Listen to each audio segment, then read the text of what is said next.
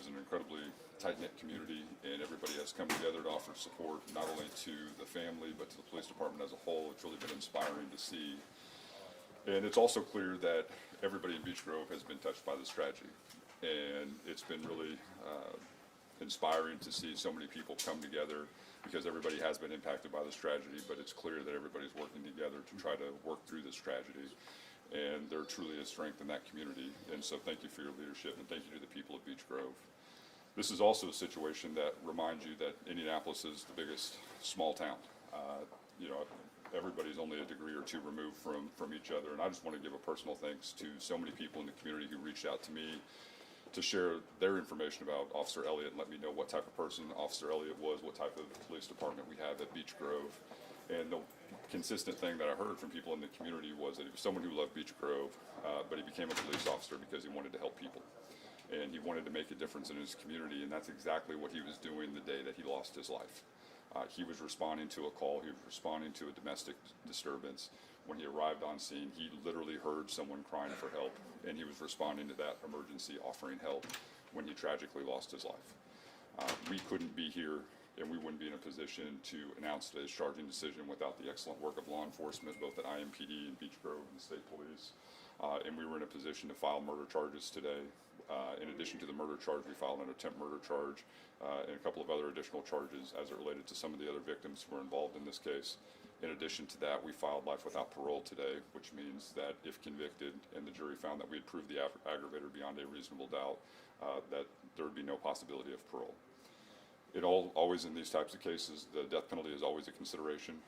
We go through a process in the office that's been in place for some time now, where we have conversations with our law enforcement partners, we have conversations with the family, we try to gather as much information as possible about the defendant, and we will begin that process.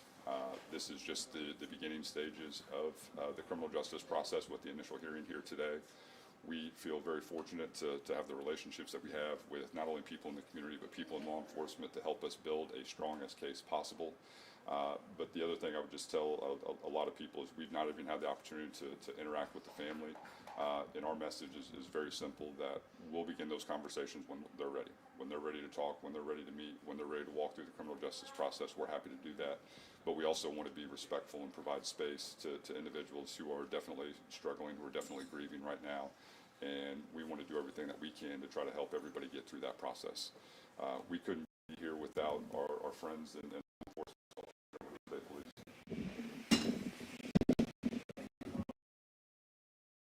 On behalf of Mayor Coughlin, I want to thank all of you for your continued coverage of this and your work to find the positive stories about Officer Elliott. The Indiana State Police detectives, with close support from IMPD, Beech Grove Police Department, have been working around the clock since Monday evening to get this probable cause to the prosecutor's office so that we can move forward with the charges. But this does not conclude our investigation. There's still a lot of questions to answer, and we're going to continue to work through this until we have the answers to all the questions that you have and that we have as well. So we ask for your patience. We want to thank the community for the incredible support that we've had. It's a team effort, not only the investigation, but the planning for the celebration of life for Officer Elliott is an incredible effort by officers from all over the state who've convened on Beech Grove this week to honor our brother. And that's exactly what we're going to do. We encourage the community to find ways to get involved, whether that be words of encouragement and support or lining the procession route on Monday afternoon. It is incredibly meaningful when we get those messages. Today in court, when the suspect entered the courtroom and left the courtroom, he was wearing Brian Elliott's handcuffs that Brian Elliott carried with him every day while he was a Beech Grove police officer. That's a symbolic thing that is very meaningful for his fellow officers, for us, for his family, to know that he's still here with us and he's helping us through this case. Thank you. I'll echo what both said, that today really is just a vivid reminder of the sacrifices that officers make every day. I'm so thankful to Marion County Prosecutor's Office, Indiana State Police, and Beech Grove for their effort in moving this case forward. This is a long road. This is just the beginning. for the Elliott family. And obviously, we have another officer that was injured, and we're praying for a speedy recovery. And we remain committed to doing everything we can to move this case forward. Thank you. Do you guys mind sharing? I mean, it's evident, there's several law enforcement agencies across the state that this brotherhood, you said it, Brian, it doesn't see a color of uniform, it doesn't see a badge shape, it doesn't see a title. Can you speak to that? You know, we all come together regardless of the color of our uniform, the shape of our badge, or the patch on our shoulder. We all have the same common goal, and that's to serve our community, to provide safety for our communities, regardless. And we're all hurting. This badge that we wear on our chest, to most, looks like a piece of metal. But to us, it's very heavy, and it gets heavier every time something like this happens. And we carry that weight with us, but we also use it for motivation. We haven't stopped, you know, just because we're mourning, and this tragedy has had a major effect on law enforcement, not just across the state, but across the country. We all hurt from this. But what keeps us going is the support from the community and our desire to continue serving together as one team.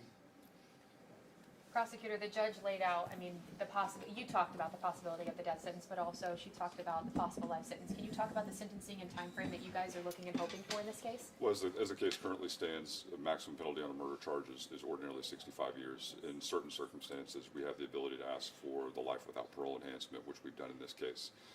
The aggravating circumstances in this case, and what we are alleging, is that because Officer Elliott was working in his capacity as a law enforcement officer and he lost his life serving his community, we believe that those allegations qualify for the life without parole sentencing enhancement, which is why we're going to seek it in this case. But you'll seek input from the family before seeking the death penalty. Absolutely. We'll seek input from not only the family, but our law enforcement partners, and we'll also want to gather as much information as possible about the person who's accused of a crime.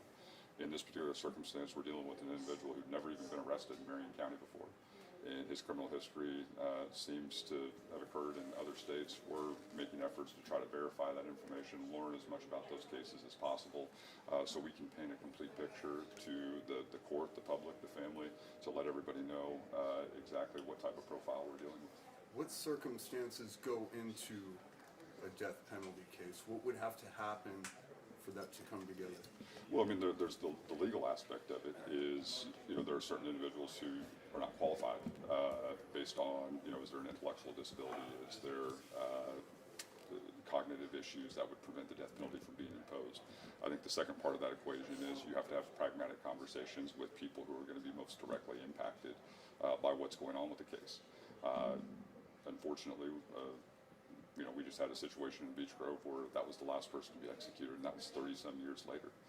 And so it's very important that everybody understands exactly what is required in a death penalty case, and everybody's going to be committed to see this thing through to the end. And you just want to try to provide as much information to the people who are going to be most directly impacted by this as possible, and have a healthy conversation about what this procedural process looks like, what's going to be asked of them, and then also get a better sense of what they ultimately would like to see in the resolution of the case. I think it's no secret to us the timeline we're expecting, but can you speak to that? I think a lot of people think, okay, we're finally going somewhere. This is just step one. This is absolutely the first step in the process. I mean, he was literally just read his rights. He was just appointed an attorney, and so this is going to be a long road and a long journey as we work through the judicial process. We have not tendered any discovery. As the state police mentioned, this investigation is ongoing as well. It's not like people have stopped working on this case. People are continuing to work on this case, gather information, and so it's going to be a long journey. Anything you wanted to see, you haven't talked to the family, but anything you want to say to them about your intent to hold the suspect accountable for what happened?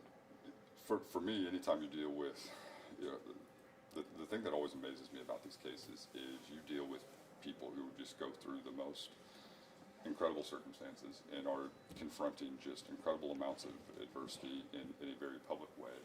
And I see the dignity and the grace that family carries themselves with, and the level of resiliency that they have.